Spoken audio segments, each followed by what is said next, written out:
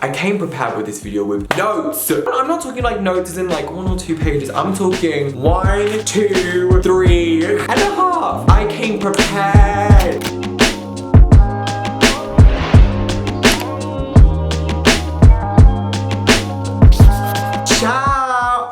Welcome to my world. So basically for this video, we are doing a review and giving my opinion and 2 cents of Love on the Spectrum, the Netflix original series, as an autistic person. Now, if you don't know what Love on the Spectrum is, it came out this year, and it's about, I want to say roughly like 10 autistic people dating and finding love in the world we live in right now. I haven't really seen many people talk about it, and I'm just like, I want to give my 2 cents on it. And I thought I'd give my 2 cents as an autistic person about what I liked, what I didn't like, and all that stuff. So, before we start, make sure you subscribe to my channel because you're gonna get more autism content, you're gonna get more reactions, more reviews, more everything. Let's begin! I actually filmed the first impression of what I thought I was gonna get into on the day, so I'm gonna put it right here. So, today we are watching Love on the Spectrum. I'm filming this so I can give you like my first impressions of like what I think we're gonna get into. What do I expect? I'm expecting the same stereotypes that have been portrayed in media a lot to be kind of portrayed in this, to be honest, because it's to do with like love, us as like an outsider, and that we can't really love someone apart from someone who's autistic. I feel like there's gonna be like an ignorant tone to it. That's just my first impressions. I'm gonna get it up.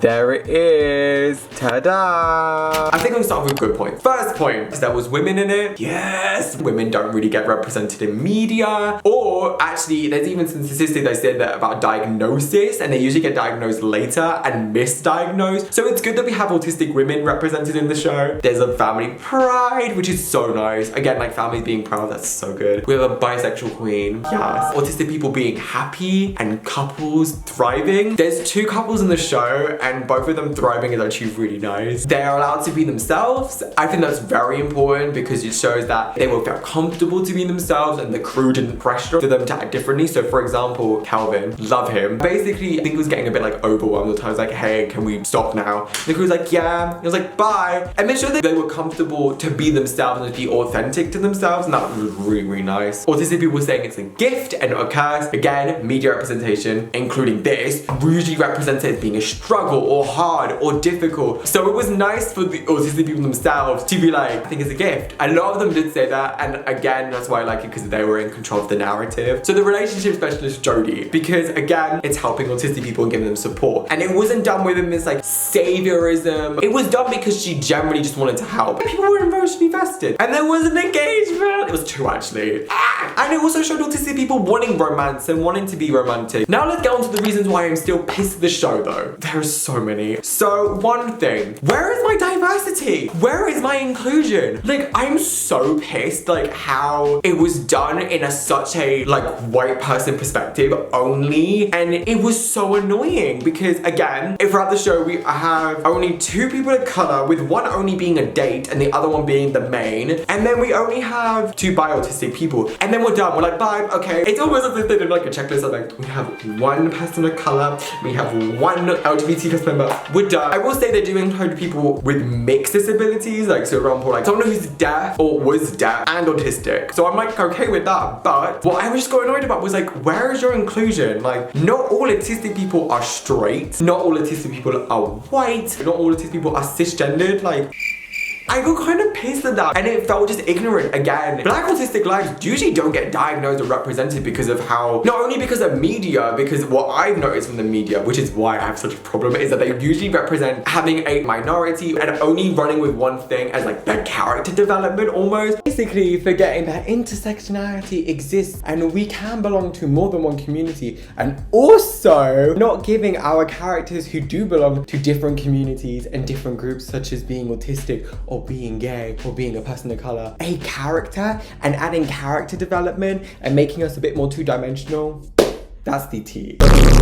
Many people of color who are autistic often don't get diagnosed, often don't get mentioned, often are ignored in society. So it really pisses me off. Because of not including, for example, people of color into your discussions about autism, not only do they feel misrepresented and not included within media and within the conversation of autism, because autism is presented to the world by media as a white person issue when it's really not. It's for every single race. It then also leads to miseducation because of people thinking it's a white person issue only. We've seen this evidence already with diagnosis with boys versus girls, where a lot of people thought autism was only for boys. It's because of that, then it leads to people of color being neglected with help from autism, so they're having to fight double as hard to get statements, to get the support that they need. And then in return, it leads to horrible stuff happening. So for example, with Matthew Rushin, who is a 20-year-old black autistic person who also has ADHD, who's been arrested and been sentenced for 50 years in prison for a non-fatal car accident. And because he was panicking, because an angry shouting man would panic anyone, but particularly for autistic people, I definitely experience this. I panic and my mind goes blank, and I'll literally do anything because I'm frozen and I'm shaken and I'm scared and I don't know what to do, especially if it's something I've never experienced. He panicked, he's now been punished, and they haven't considered his autism, they haven't considered everything that happened. So I'll put not only information about it so you guys learn about it, I'll also put the petition down below, because again, I feel like it should be discussed. And even with this, which is what I'll get into, which is stereotyping, which I hate in this, and I'll get into a proper point about it, it almost felt like anyone who was deemed as different was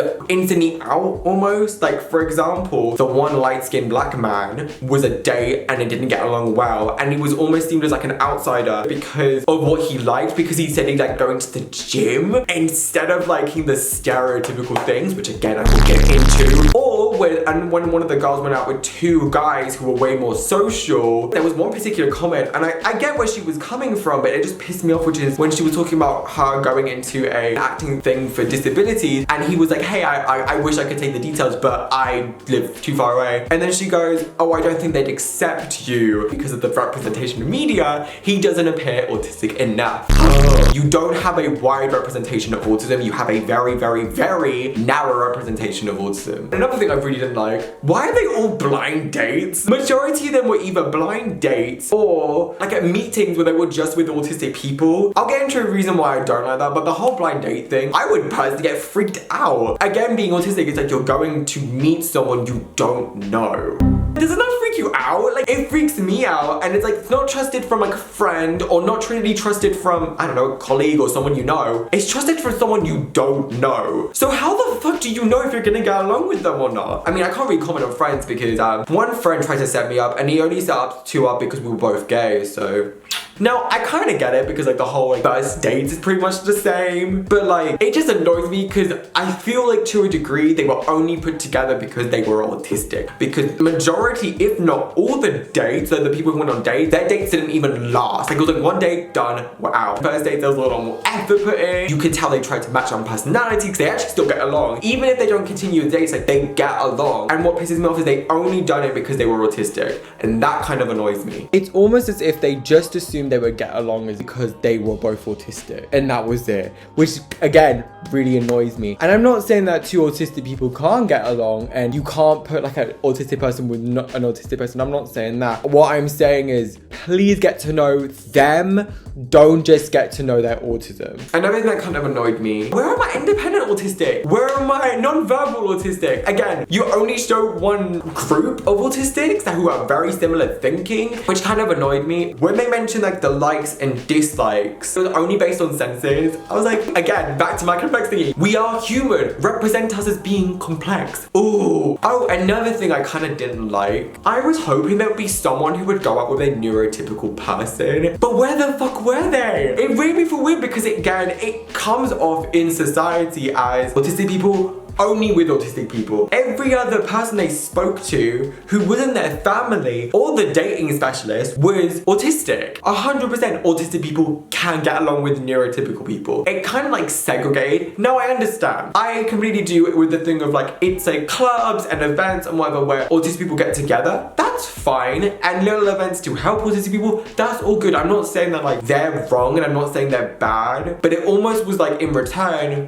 where is everyone else? Because they were only doing that. They weren't doing anything else. They weren't really branching out to other people. They're only talking to autistic people, which again goes back to my point of they're only putting them together because they're autistic. Again, this is fault to like the producers, the writer, and the people who were in charge of the casting, not the actual autistic people in the series. story. And that is because, again, naturally, their family members are neurotypical, their brothers and their sisters are neurotypical, and they would naturally go on an everyday basis with interacting with neurotypical people. It would happen because of the producers only sticking to just autistic people. And this might be me taking a bit too literally. My brain does that. But it feels like a little bit of segregation because it feels like they're going autistic people only with autistic people and no other option is available. The neurotypical person, basically their father was talking about a broken marriage, and they're like, oh, many autistic people's parents don't stay together. And I just sat there and I was like, why are you mentioning this? Now, I like that they was talking about the parents and the parents' pride and the parents' joy and the parents saying, I'm proud of them and I love them and whatever. Like, I love that. Something that really pissed me off is when they were talking about the broken marriage, because from my eyes, it came off as parents who have autistic children will get divorced because of their children and then put the blame on their kids. When in reality, it wasn't that. It's because of so many other things, because of miscommunication. And there's so many other things. And I don't like that because your kids shouldn't be the reason why you get divorced with someone. And it just pissed me off. It actually made me really sad because I was just there, I was like, oh, great. We have another problem we have to deal with. And I just hated that personally. Again, I understand it's including a parent struggle and I get that, but it came off as it is the child's fault that we got divorced. The next one I definitely have, which actually made me really sad. This was by episode 3 and I had to take a mini break from it because I was getting really sad about it, was that I didn't feel included. I didn't feel autistic enough. I didn't feel valued within my identity with being autistic. It actually made me feel so disincluded because, again, portraying the same stereotypes, and it made me feel like A, I couldn't find love. B, it made me feel like, oh, I'm too different to be part of the community, which I've already had this struggle with a lot previously actually, which is that I don't feel valid within the autistic community because I don't feel autistic enough. I don't do the things that are stereotypically autistic. I felt this weird middle, but I felt like I wasn't autistic enough to be in the autism community, but then I didn't feel like I fit into the gay community either. Me being autistic made me an outsider of the community, especially felt like I was undateable, which this show, if I watched it during that mindset, would make me feel worse. And it made me feel honestly like a piece of shit. Having this middle ground of not being accepted into either. My friend Mikey told me basically the differences that you face within both communities, that's what makes you a unique member. And just because you're different from this stereotype or what is expected, that does not mean you are not valid in the communities that you both fit into. I think watching this, I was rushing back with those same feelings and those same insecurities because I didn't feel included, I didn't feel represented. No one was like me in the show. And if they were like me, they were pushed to the side. And I didn't like that, and it made me feel shit. The other problem with the show is like I didn't know which way they wanted to go with it, whether they wanted to be educational, entertainment, or for sympathy. And it kind of ended up only being for sympathy and entertainment. In the first and last episode, there was commentary and with a lot of like statistics and facts about like girls, diagnosis, and then in the last episode it was the same, but it wasn't throughout. But again, with who they chose, with the stereotypes they were portraying, it just felt like it was only purely for a neurotypical person to find entertainment. It wasn't for me to feel included, and it was for the neurotypical to be like, oh. If you do follow the stereotypes, if you feel like you related to them, that is fine. I'm not saying there's a problem with that. Oh my god, that's so good if you do. Just for me, I didn't, which is why I'm saying it's my opinion. My opinion!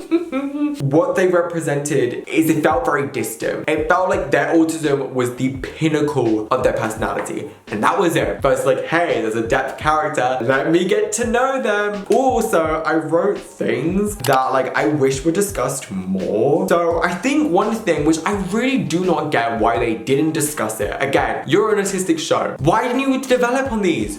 One of them, outing yourself as autistic. That is such a prominent part of autism dating. Not only of dating, but like in general, like friendship and whatever. So it seems kind of weird that it wasn't developed on further and no one spoke about it. The only person who spoke about it was Chloe, and that was it. Not only would I find that interesting about hearing different experiences, but also like that's something I think is so important because again, like not every single autistic person's experience is going to be the same. So why wouldn't you include that? Like how they feel being outed and like what the whole conversation about it. It's so important. Secondly, the zero love, zero empathy, I don't love you equals bullshit. Why didn't we develop this further? I guess why they didn't, because oh my god, isn't this the whole show's premise? And I'm like, No. Develop this further. Lack of representation and criteria for girls. Why didn't we talk about that? And then another thing which I wish we would have spoken about, linking onto that, which is diagnosis older, because I think it was not only the girls, but there was one guy who said they got diagnosed at 20. Why the fuck isn't that included?